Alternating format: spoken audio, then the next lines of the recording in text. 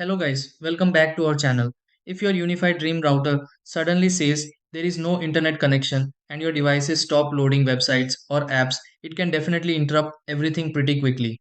Sometimes Wi-Fi still appears on phones and laptops but nothing actually connects online, while other times the router seems active even though internet access completely disappears. A connection issue like this can happen because of cable movement, signal interruptions, modem communication delays, or settings that simply need a quick refresh. Before assuming something major is wrong with the setup, there are a few simple things worth checking because many internet connection problems can improve after small adjustments. Let's go through several easy steps that may help fix a unified dream router with no internet connection. Try these. Step 1. Check the cable connected to the unified dream router and make sure the internet connection fits securely into the correct port. Step 2.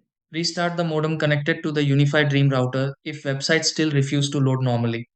Step 3. Remove power from the unified dream router briefly before turning it back on to refresh the network connection. Step 4. Open the app linked to the unified dream router and review whether the internet status appears offline. Step 5. Reconnect a phone or laptop to the unified dream router network after the router finishes loading again. Step 6. Test browsing through the unified dream router and confirm internet access begins working normally again.